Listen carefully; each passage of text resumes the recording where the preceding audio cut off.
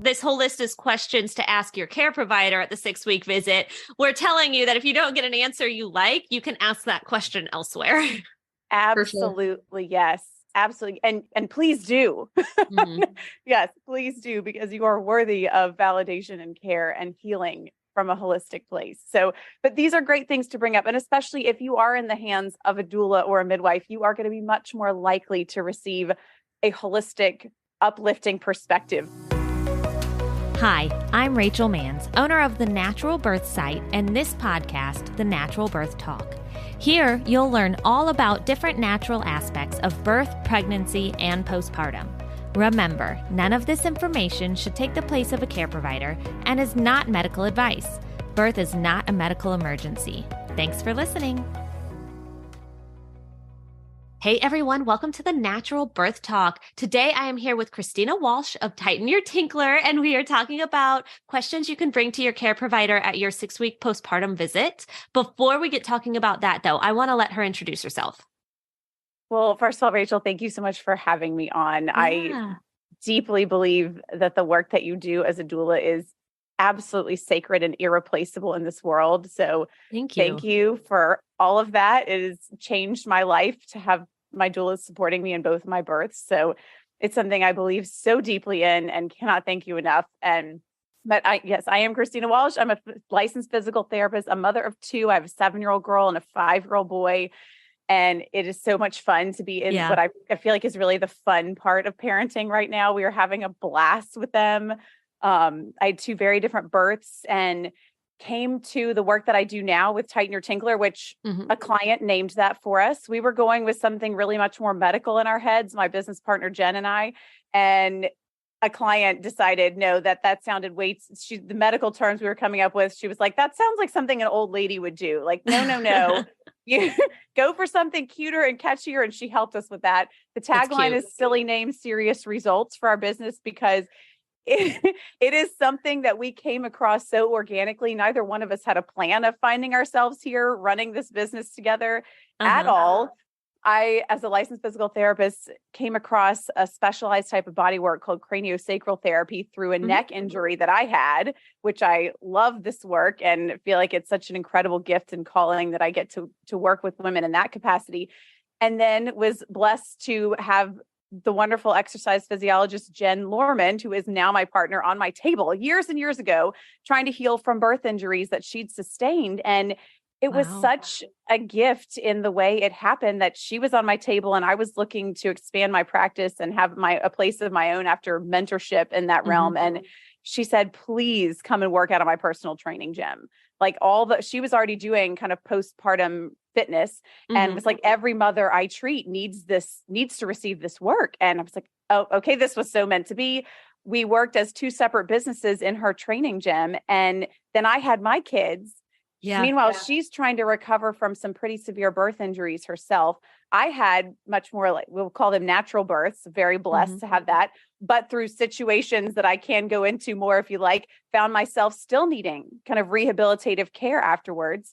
And the 2 of us together joined forces more and more and found ourselves discovering an entirely new way to help women heal after birth that was completely different than anything else that was out there. Jen herself deals with stage 2 prolapse of all 3 pelvic compartments and was looking to not have to go through major pelvic reconstructive surgery. And I was looking to conservatively heal my own dysfunctions that had come up from having kids. And so we found this new approach together ourselves, and it's all external and it can all be done at home. And we stumbled upon this, and first our lives were so personally impacted that we started using it with our clients. And then we were like, we need to change the world. This needs to get out there. And we were like crazy dreamers. And we're like, okay, but no doctors are going to care about our testimonials. Like if we want to make an impact, we've got to get data. And so we took on the absolutely harebrained task we now realize was crazy of doing a 3-year university research study to validate our protocol, to prove that it wasn't just testimonials and anecdotes. And we got that published in the Journal of Women's Health Physical Therapy. So it was after that the women in our research came back and were like, can you please put this online and make videos? Like I have so many women I know who need this. It's changed my life. I want to refer everybody, but you have to make it referable to. And we just listened.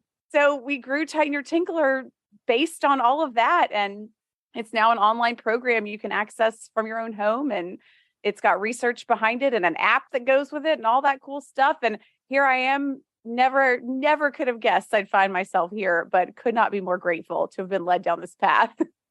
That's awesome. And I know you have something for our audience, but before I get to that, I actually want to introduce everybody to my new co-host. So Tiffany has been on 2 other episodes with us, and they are fantastic episodes. They're some of my favorite. And so we have decided to now co-host the Natural Birth Talk. So I want to let her chat for just a second. Hi, everyone. I am super excited to be the new co-host for the Natural Birth Talk. Yeah. And we are going to have an episode where we really get to get down and chat so you guys can really kind of understand how that all happened. But we're not going to do that today. I want to pass it back to Christina and let her quickly tell you the little gift she has for everybody before we get started on the actual topic today. Well, if you are the type of woman who likes to take matters into her own hands and solve her own health issues from the comfort of your own home in a holistic fashion, this is really going to appeal to you. And we're offering a $50 off coupon code for our signature program that empowers you to do just that. And just for these listeners, it is the letters TNBT for the Natural Birth Talk. TNBT50 is your coupon code. So I will put that in the description below also. So everybody has a link to your site with the code right next to it. So it's easy to find. Awesome. And I'm so excited to talk more about these questions that women can bring to this postnatal appointment, because the things going through your head and your heart at this time of life are complicated, and they absolutely all need support. Mm-hmm. So one of the first things that you want to check in with is just the physical healing. You want to get your provider to inspect if you had any tearing, if you had any stitches, to make sure that that looks to be healing well. And that's something you can do on your own too. Take a mirror, inspect the area yourself as well and get them to check in on that for you. You want to check in if you're having any continued bleeding at that point. If you're still having some of that lochia, you want to check in to see, is this normal? Do you recommend any changes in my activity level based on this? And generally, if you are still having that, and correct me, you might give it different guidance to your clients, but I always tell women that if you're still having that at 6 weeks, it might be your body asking you to slow down a little bit more. Generally, anytime that drainage picks up postpartum, it's one of the ways your body gives you a little tap on the shoulder saying, please not yet. Can we slow down a little bit more? Yeah. Tiffany, you just trained as a postpartum doula, right? Yeah, I did the training, right. Well, let's hear from you, like what your general recommendation is in terms of taking it easy and bleeding postpartum and things like that. Right. My recommendation always is to take it as easy as humanly possible for the first 2 weeks. I have had clients who have bled for like 3 months, literally, because they won't just relax after they have the baby. So that is what my recommendation is. And if you see that your bleeding has decreased around like the 1 week mark, and then you start being really active and then you start bleeding again, that's your body telling you need to take it easy. I think we are all in agreement on that one.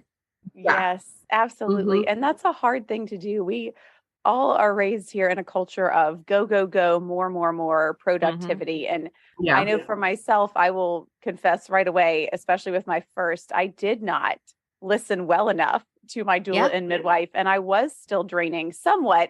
It wasn't dramatic, but around 6 weeks. And I, in hindsight, realized I didn't listen. They told me to rest fully for 2 weeks. And it was so hard. It's so hard to reprogram that, right? You've been taught to achieve and produce and go. And it's so hard to fully accept, no, please actually lay in bed for 2 weeks. But it's imperative for that drainage to stop, but it's also imperative for allowing the core and the pelvic floor to begin that really deep healing process.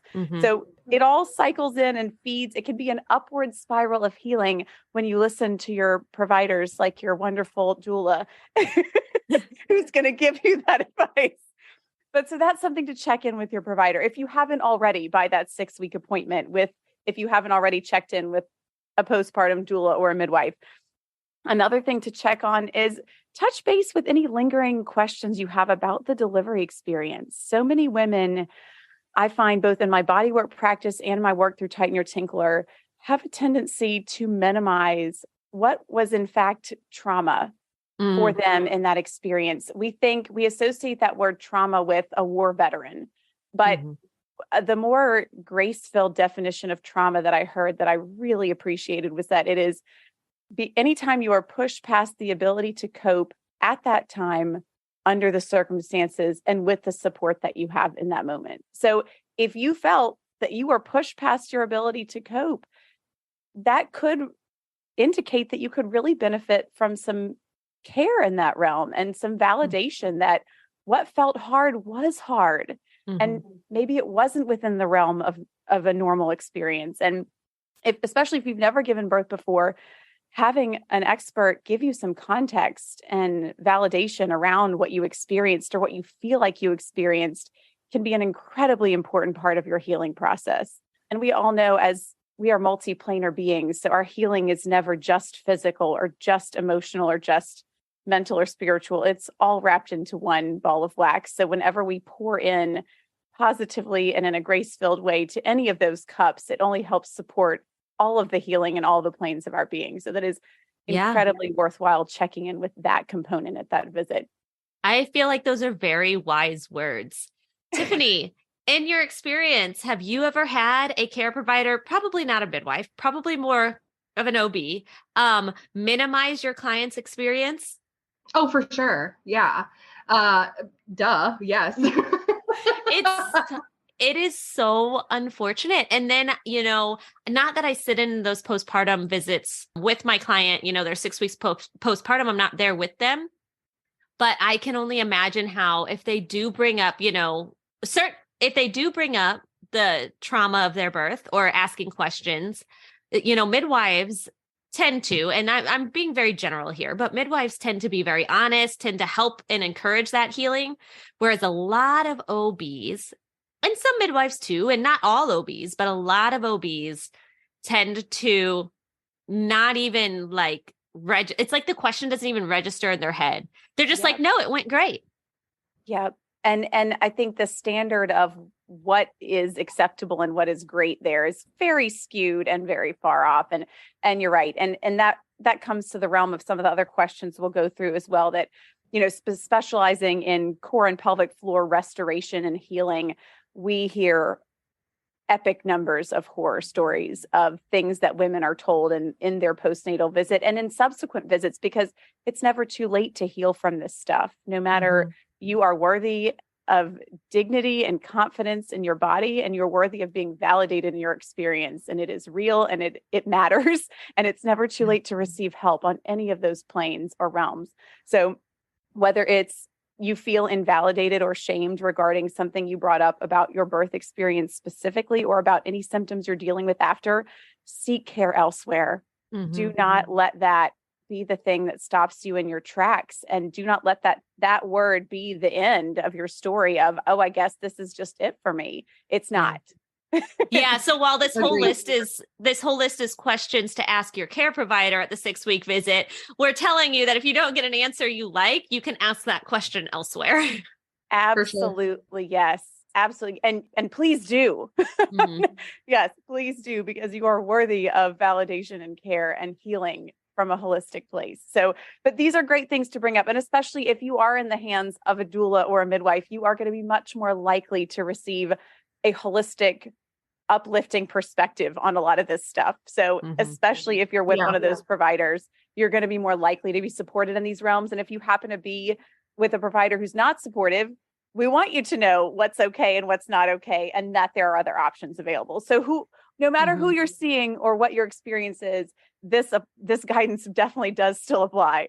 I had one friend who had one care provider for her birth, and it was a very traumatic birth. It was a premature baby. There was a lot going on, but some of the problems were absolutely caused by her doctor. And she recognized that. And she went with that doctor through the birth and then switched to doctors before her 6-week postpartum visit, so that she was able to go see a different person that she could build a better relationship with just for that 6-week postpartum visit.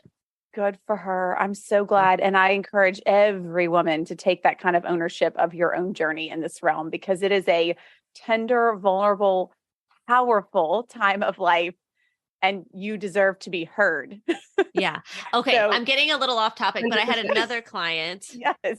who had a really great birth with not her direct care provider, but a different care provider within the office. And she went to her 6-week postpartum visit with her actual care provider, and he dropped her at her 6-week visit What? as a patient. Because while the other care provider was okay with the choices she made, her actual care provider, who was not at the birth, was not okay with the choices and dropped her as a patient. You are joking. I wish I was. She had a home birth the next time. So Good for her. Those are the kind of distressing tales that we get in our inbox constantly. And more specifically in our realm, things about, prolapse, pelvic floor dysfunction, core recovery, but where women are shamed and dismissed by providers that they've trusted. And I will tell you, I don't ever want to throw a provider under the bus. So many times I believe that this happens from a place of fear, because that provider doesn't know any better, and they get almost scared that they're going to be blamed for something, or they're having their own fear response, either their fear of things they don't know, and they're not just being honest and saying, you know what, that's not my area of expertise. Why don't I make a referral, or why don't you talk to somebody else about this? So it's fear of unknowing, and it's fear of blame. And so they react from, not a centered, caring, compassionate place. Yeah. And women have been put through the ringer and shamed and dismissed so many times about so many issues that there is help available for. yeah. So, and I'm sure you've heard all the stories too, but that is why Jen and I have made it, we have a huge YouTube channel collection, because we have been so devoted to, anytime these topics come up again and again in our inbox, we take it as a sign that we need to put something out there to support more proactive education in that realm. So whether it's anything, any symptom that we dive into or that you think might be related to core or pelvic floor or prolapse, we've got education on it for you, where we do deep dives by symptom or by diagnosis, so there's so much available out there. So don't ever give up hope thinking that you just have to live with something. And so other things to talk about are guidelines for return to exercise. Certainly you want to ask your provider, when is it okay for me to do what movement again? Am I healed enough? What are your recommendations for that? You want to ask about return to sexual intimacy. Is that safe for me now? And generally, I find that the most accepted recommendation there is that if the bleeding has stopped, that means that wound in your uterus where the placenta detached from is healed, and that it's safe to resume that again. But that does not mean you're ready. And it's okay if you're not. Right. I go over that in my class. I'm like, hey, just because you're cleared at 4 or 6 weeks does not mean you're physically or mentally going to be ready for that. There was a blog that I follow, a popular mom stuff recommendation blog, like her favorite sunscreens and her favorite car seats and all that. But she's also she'll level with her listeners and readers. And she did a poll of her very large audience about when women actually felt comfortable again. And now this was not a research study, but it was a large population of postpartum women. And the average was 11 weeks in her audience. And I thought it was a nice frame of reference to, and that doesn't mean you'll be ready then. Yeah.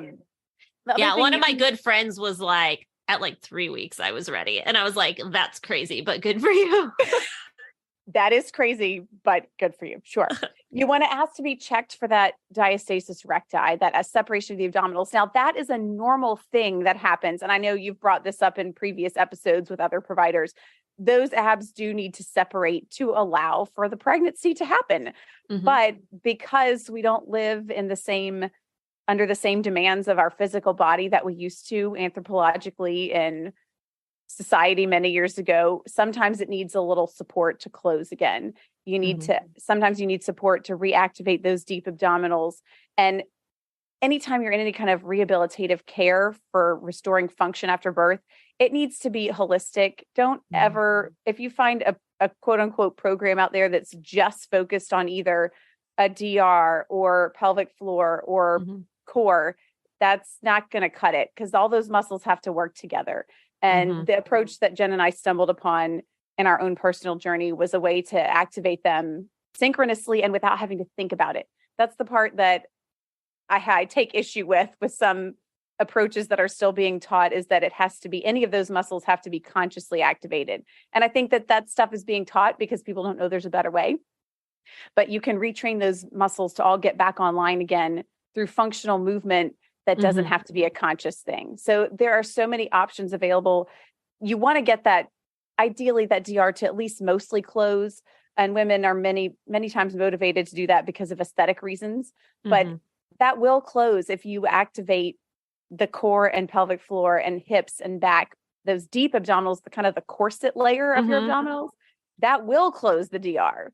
So it can all be done all at once with the right holistic approach. But you have to know you have it. Yes. In order to address it. So that's why the care provider should check. And I'll tell you, even if your care provider checks, if you're not certain, I'll give you a link. We've got one of our freebies is a video and PDF teaching of how to check yourself, how to measure it, check yourself, and begin closing it on your own. Because even for me, I was in the care of a midwife and a doula who I adored and trust, who were wonderful human beings. But when I was checked at my 6-week visit, she missed my DR, and this is not a blame thing, but if you're somebody who really likes to take matters into your own hands and see for yourself, you can do it on your own. So really important to know. I know that a lot of OBs around here in our area, that's not something that they check for typically. Yeah. And even if you ask them to, it's clearly not their area of expertise if it's not something they're doing routinely. Yeah. Right. Another thing to ask for is, do they notice any signs or have any reason to suspect you might end up dealing with any kind of prolapse? Now, that's basically just pelvic floor dysfunction progressed to the next level. You could think of it. It's where one of the organs in your pelvic compartment starts to kind of try to fall down and out, but there is support for that too. And that is one thing that our signature program can support you on. As Jen likes to say, she was referred for major pelvic floor reconstruction at 36 and was like, no, this isn't going to be my life. And she's now able to live most days forgetting that she has it. So there are so many options available. And if you are checked for prolapse, if you feel pressure, heaviness, bowel bladder dysfunction, incomplete emptying, leaks, it may be prolapse, it may not. You don't technically have to know. You can still get help based on how you're feeling in your body. If you really want to know, do I have a diagnosis? You'll need a urogynecologist for that, because that is a very specialized diagnostic process where you don't want to be checked laying on your back, because guess what happens to your organs when you lay on your back? They kind of tip back into their place. Right. So, a really thorough exam for that actually involves standing, because gravity's got to be acting on the organs to really check them. Yeah. But so you could ask your care provider, if you're suspecting of it, you could ask your care provider for a referral if you need one. Totally. Or seek help on your own outside of that, trusting your body and the signals that it's giving you. Like, I think I'd like to receive some care here, because anything that you weren't experiencing before you had kids is something you don't have to live with on the other end. I don't even remember my body before I had kids. What was that like? What was that like? I know. So bring up all your concerns and last thing, of course, talk about family planning, return of a menstrual cycle, that sort of thing. You want to bring up with that provider as well. What are my options? Any breastfeeding questions you have, which I love a doula or lactation consultant for that support. But these are all things you can bring up at that visit. And of course, prioritizing any you're most concerned about. Bring them up, address them with your provider. And if the answer does not feel like what you needed to hear to heal, seek help elsewhere. And that's okay. Yeah, I think that's a great ending. Anything, Tiffany, that you want to add as you were listening? No, I think she answered all my questions. That's good. Anything little last minute bits that you want to add? I have something. So we talked a lot about talk to your care provider. Then we were like, well, if your care provider doesn't give you a good answer. So and that a good comes place from our to start, experience, right? Because so many women, it's like you want to be empowered to ask all the questions, but then you also want to be empowered enough to know that if it doesn't feel right, it's probably not, to trust your intuition and your body. Right. So if you talk to your care provider, if you have a midwife, more likely than not, the midwives are a little bit more familiar with a lot of these things. I know we have at least one or two awesome OBs in the area that would be familiar with it. But likely most of the OBs, they're more medical. They're not going to go the exercise route. If you have a prolapse, they're going to, maybe go medical. Or if you're having issues, that's just how they're trained. That's just how they think. Yep. So you can absolutely reach out. And that's where having a doula is great, because you can talk to your doula and we can give you that more natural referral usually, or those other outside Doulas suggestions. Are a godsend on either end of your journey with childbearing. And I think the last thing I want to make sure everybody knows about regarding any further down the rabbit hole with Tighten Your Tinkler is that we have a quick 5-minute quiz. That's the best place to start with us. So many women listen to us talk about this little symptom or that little issue. And this 5-minute quiz on our website or our Instagram bio we call it our root cause quiz, because it's a synopsis of the research validated questionnaires we use to track women's progress in our study.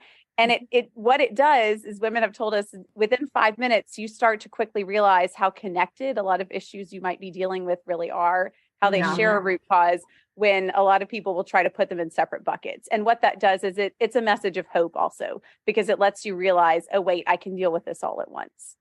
So that's a really great place to start with us and turn to. It's at tighten.your.tinkler. Of course, our website's tightenyourtinkler.com. We've got tons of YouTube education. You can find us anywhere. And Jen and I really are the people behind the scenes. We're the ones answering your questions. There's no such thing as TMI. And if we don't know it, we'll direct you to where we think you can find your answer. All right. I think, Tiffany and I might be sending people to your little 5-minute quiz after this. Yeah. That's really cool. Yeah. It's totally cool, because it really is. I mean, Jen and I are super nerds for what we do too. So I'll geek out all day, but it really is just the research validated questionnaires that we use to track progress in our study turned into one big quiz. And it's like a lot of light bulbs go off in a quick 5 minutes. That's awesome. And that's a great point to end on. I will definitely be adding all of the links in the description below. So listeners, definitely check those out. Thank you for being here, Christina. Thank you, Rachel and Tiffany. It was so great to meet you. Oh, it's so incredible. And I really just cannot thank you enough for the sacred work that you do in the world. And truly, you are blessings to all the women who you support. Oh, thank you so much. And thanks, Tiffany, for being the co-host on our first episode together. Yay! Yay. All right, listeners, we will talk to you in the next episode. Thanks for listening. Hi, Rachel Manns again. If you want to learn more, please subscribe to and rate this podcast, and head over to thenaturalbirthsite.com to check out our online natural birth education course, birth story blog, YouTube channel, and more.